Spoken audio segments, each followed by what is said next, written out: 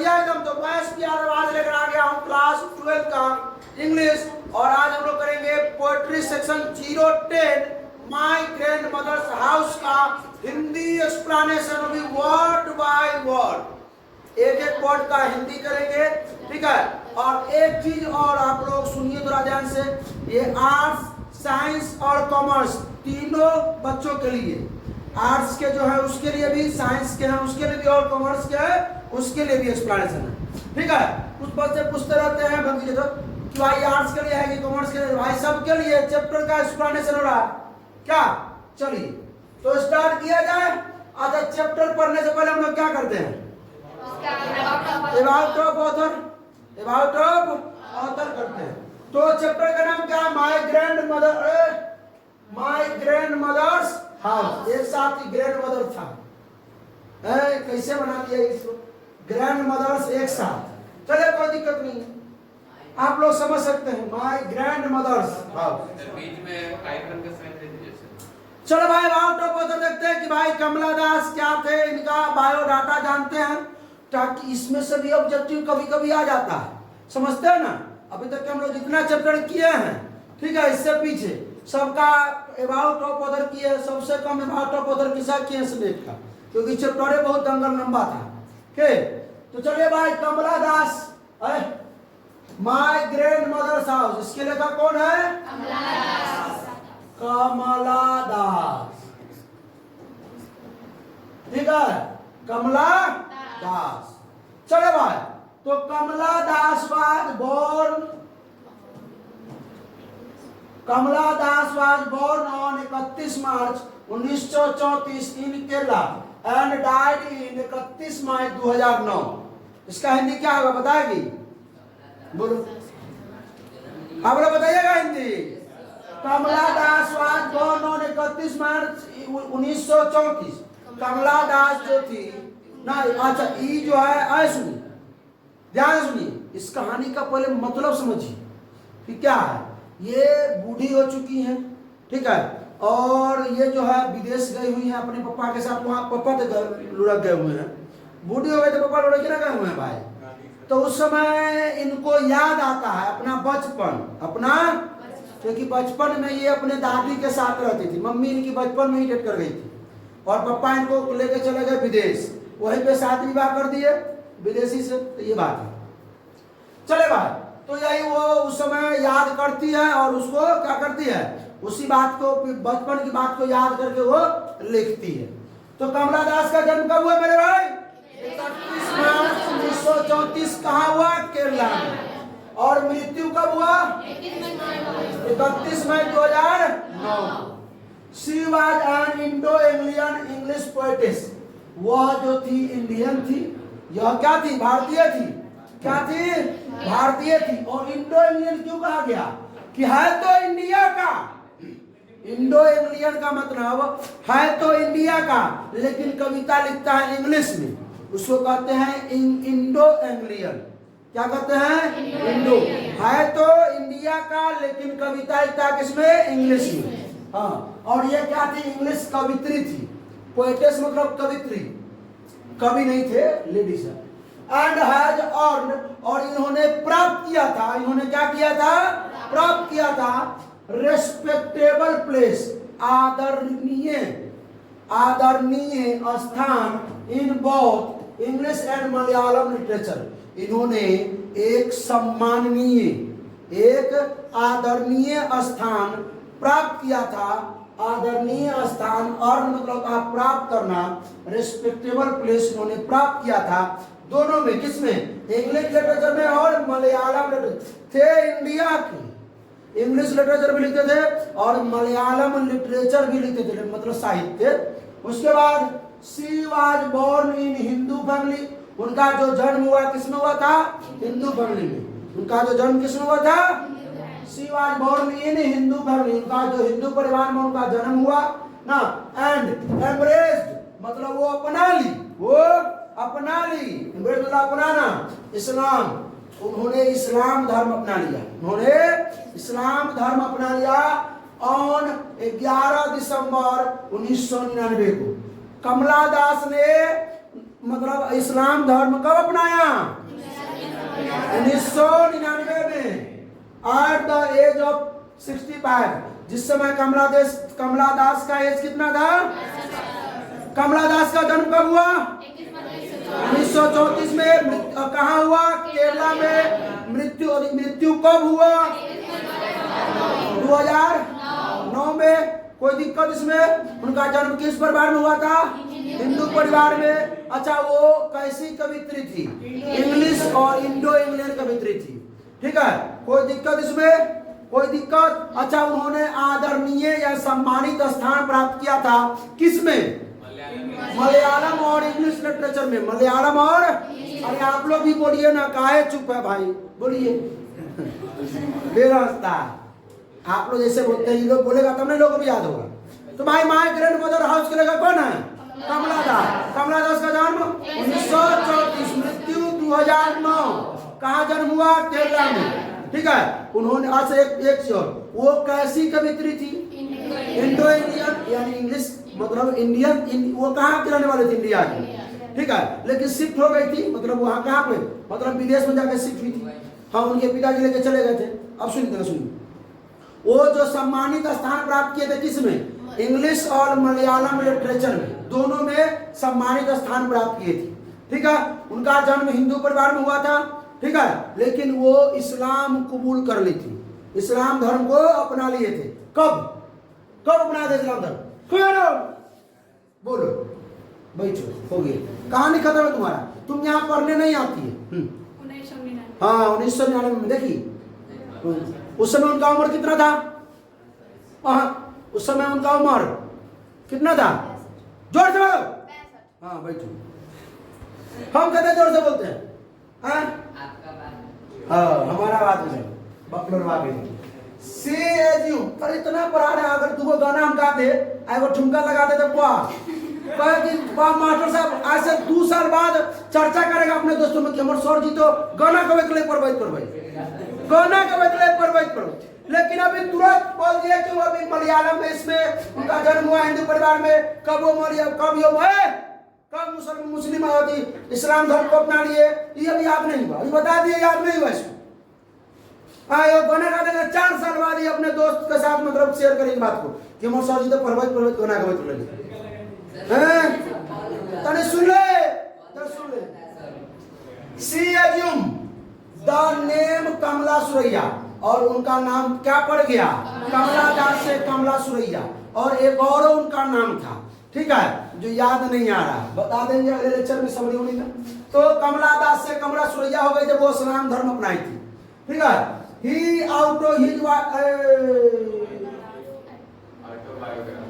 Autobiography, उनका जो autobiography था वो क्या था? माय स्टोरी, मेरा क्या कहानी, मेरा कहानी। हाँ, पब्लिश कब हुआ था? 1976 में। उनका जो ऑटोबायोग्राफी था, जो आत्मकथा था, उसका नाम था माय स्टोरी ना। और वो कब पब्लिश हुआ था? 1976 में। She was awarded for the Nobel prize, उनको भी नोबेल प्राइज मिला था फॉर द लिटरेचर। किसके लिए? साहित्य के लिए। वो मलयालम में और इंग्लिश में जो साहित्य लिखे थे, लिटरेचर लिखे थे, उसके लिए उनको नोबेल प्राइज मिला था। ठीक है, she is known as sexual adventure in her writings. तो चलिए इनका इंपॉर्टेंट वर्क्स देते हैं। इनका वर्क्स क्या था? तो 10 सारांश 1964 में लिखे थे ना। ये जो किस पे वर्क किए थे, कार्य किस पे किए थे ना। समर इन कोलकाता 1965 में। द डिसेंडेंट कब लिखे थे? 1967 में। द ओल्ड प्ले हाउस कब लिखे थे? 1973 में। माय ग्रैंड मदर्स हाउस, अभी जो हम लोग पढ़ रहे हैं, माय ग्रैंड मदर्स हाउस जो हम लोग पढ़ रहे हैं 1999 में लिखे थे। और या अल्लाह, या इसको बहुत जगह यस अल्लाह ही बोला था, वो कब लिखे थे? 2001 में। यानी मुसलमान में जब परिवर्तन हो गए, वो इस्लाम धर्म कबूल कर लिए ना, उसके 2 साल बाद एक जो है वो मतलब उसमें उर्दू में एक अति भी लिख दी, इंग्लिश में लिख, लेकिन उर्दू अपना करके यस अल्लाह, या अल्लाह। चलिए भाई, तो हम लोग स्टार्ट करते हैं अब कविता पढ़ना। क्या स्टार्ट करते हैं? कविता स्टार्ट करते हैं। तो भाई वही बात है कि जब ये बूढ़ी होती है तो अपने बचपन की बात याद करती है ना, जहां इन्हें बहुत प्यार मिला करता है। चल देखते हैं क्या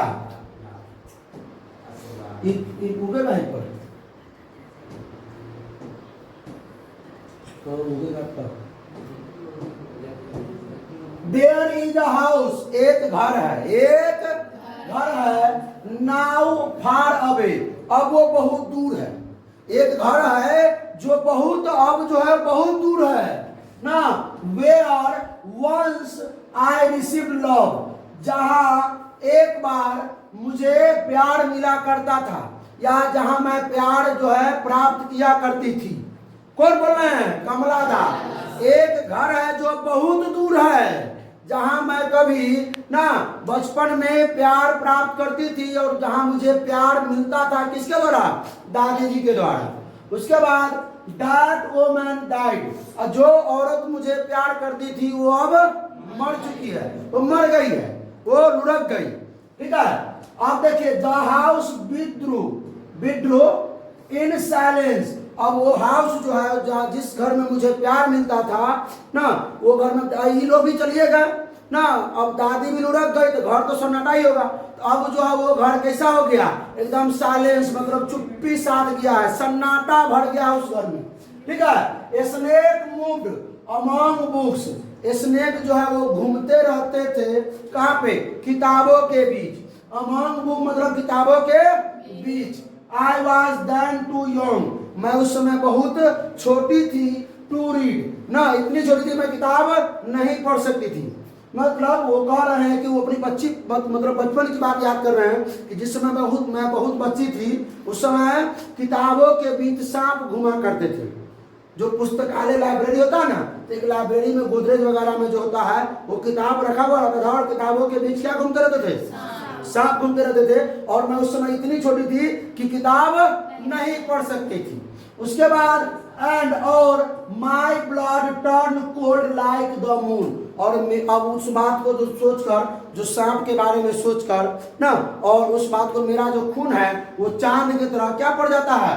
ठंडा पड़ जाता है, कोल्ड हो जाता है। किसके तरह? चांद के जैसे मेरा जो ब्लड है वो टर्न हो जाता है, चेंज हो जाता है, परिवर्तन हो जाता है, ठंडा पड़ जाता है। किसके तरह? चांद के तरह। How often I think of going ना, हाउ मतलब सुनी, how often I think of going, मैंने कितनी बार मैं अक्सर जो है अब मैं सोचती हूँ कि जाऊंगी, मैं सोचती हूँ जाऊंगी, कितनी बार सोचती हूँ। अब हाउ ऑफन मतलब कितनी बार मैं सोचती हूँ कि मैं क्या करूंगी? जाऊंगी। देयर मतलब वहां to peer through blind eye of windows, मतलब वहां की जो खिड़की है ना वो अब ब्लाइंड आई हो गई है। मतलब ब्लाइंड आई मतलब अंधे, जैसे शीशा का खिड़की जो लगा हुआ है तो बाहर से झांकने पर एकदम धूल कण जो पड़ गए हैं तो अंधे ना हो गया भाई। बाहर अभी खिड़की साफ है, शीशा लगा हुआ है, खिड़की साफ है, तो अभी तार पार दिखाई दे रहा है। और जब इसमें घर में कोई रहेगा तो पूरा धूलकण पड़ जाएगा, तो क्या होगा? वो अंधा हो जाएगा पूरा, क्या बाहर से कोई झांकेगा अंदर दिखाई नहीं देगा। तो अब जो है वो क्या हो गया होगा? मतलब उसके समकक्ष, पियर मतलब समकक्ष, खिड़की के समकक्ष जो है वो दिखाई नहीं देगा। वो पूरा क्या हो गया होगा? खिड़की वो एकदम अंधा, क्या हो गया होगा? अंधा हो गया। और या just listen to frozen air, और वहां के जो हवा जो होगा ना, जिसको मैं सुनती थी, सुनना, लिसन मतलब सुनना, वो क्या पड़ गया होगा? ठंडा हो गया। एकदम हवा जो है वो एकदम ठंडा था, जिसको मैं सुनती थी, ये भी बोल सकते हैं। या जो वहां का जो हवा है वो ठंडा हो गया होगा जिसे मैं सुनती थी। कोई दिक्कत है समझ में? अब सुनिए। और या इन विंड डिसअपियर, मतलब जो विंड मतलब होता है वो जंगली, और डिस मतलब निराशाजनक, और मैं निराशा में थी, जंगली निराशा में थी। वो पूरा एकदम समझे नहीं थे, पूरा एकदम निराशाजनक हो चुके थे। ठीक है, कौन? कमला दास जो है पूरा एकदम निराशा भरे हुए मतलब जीवन व्यतीत कर रही थी। अभी याद आ रहा था उसको ये बात कि भाई वहां हम जाएंगे ना उस जगह, फिर खिड़की से बात सोचिए रही है कि खिड़की से देखेंगे तो खिड़की पूरा क्या होगा? मतलब उससे धूलकण पड़े होंगे तो पूरा अंधा हो गया होगा, हम देख नहीं पाएंगे अंदर के जो समकक्ष जो सामान होगा उसको बाहर से।